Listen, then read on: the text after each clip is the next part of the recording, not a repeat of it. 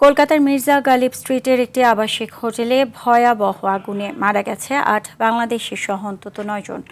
এই ঘটনায় আহত হয়েছে আরও ১৫ জন। নিহতদের মধ্যে ৫ বাংলাদেশির পরিচয় জানা গেছে।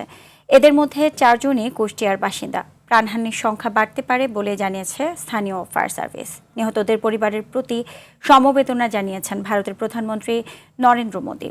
এদিকে দেশে নিহতদের লাশ দ্রুত ফিরিয়ে আনার কথা বলেছেন পররাষ্ট্র প্রতিমন্ত্রী শামা ওবায়েদ। আরও জানাচ্ছেন ইমরুল হাসান। ভারতের পশ্চিমবঙ্গের বীরভূম জেলার তারাপীঠের হোটেল অগ্নিকাণ্ডের রেশ কাটতে না কাটতেই এবার কলকাতায় ঘটল আরেক ভয়াবহ অগ্নিকাণ্ড। ফায়ার সার্ভিসের সদর দপ্তরের অতি নিকটে কিভাবে এমন ঘটনা ঘটল তা নিয়ে শুরু হয়েছে ব্যাপক আলোচনা সমালোচনা। মধ্য কলকাতার নিউ মার্কেট থানা এলাকার ফ্রি স্কুল স্ট্রিটের ওই ৫তলা হোটেলে মঙ্গলবার গভীর রাতে ভয়াবহ আগুনে প্রাণ হারিয়েছেন অন্তত ৯ বাংলাদেশি।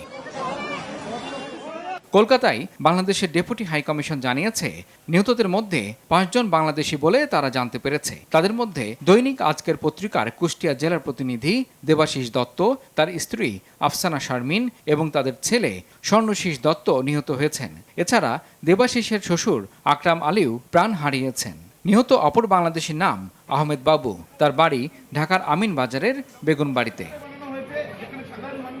স্থানীয় পুলিশ বলছে, মঙ্গলবার রাত ২টা নাগাদ ওই ৫তলা হোটেলের ৩ তলায় প্রথম আগুন লাগে। মুহূর্তের মধ্যে পুরো তলা কালো ধোঁয়ায় ঢেকে যায়। ঘুমে আচ্ছন্ন থাকায় অগ্নিকাণ্ডের বিষয়টি টের পাওয়ার আগেই ধোঁয়ায় দম বন্ধ হয়ে আসতে থাকে বিভিন্ন কক্ষের বাসিন্দাদের। স্থানীয় গণমাধ্যমগুলো বলছে, হোটেলটি সরু গলির মধ্যে হওয়ায় ভিতরে ঢুকে উদ্ধার কাজ চালাতেও বেগ পেতে হয় দমকল কর্মীদের। এই ঘটনার পর কলকাতার আবাসিক হোটেলগুলোর অগ্নি নিরাপত্তা ব্যবস্থা নিয়ে নতুন করে প্রশ্ন উঠেছে। আবাসিকদের অধিকাংশের দাবি, আগুন লাগার পরেও হোটেল কর্তৃপক্ষের কারো দেখা মেলেনি, ছিল না অগ্নি নির্বাপন ব্যবস্থাও। ইতিমধ্যে হোটেল মালিকের বিরুদ্ধে মামলা করেছে কলকাতা পুলিশ। ঘটনার পর থেকেই তিনি পলাতক বলে জানিয়েছে স্থানীয় গণমাধ্যম। এদিকে সংঘটিত অগ্নিকাণ্ডের ঘটনায় নিহত বাংলাদেশিদের মরদেহ দ্রুত দেশে ফিরিয়ে আনা হবে বলে জানিয়েছেন পররাষ্ট্র প্রতিমন্ত্রী শামা ওবায়েদ ইসলাম। দ্রুততম সময় আমাদের এই মরদেহগুলো আমরা যেন বাংলাদেশে ফিরিয়ে আনতে পারি, সে কাজটা আমাদের কলকাতার মিশন সেই কাজটি করছে। ইমরুল হাসান, RTV।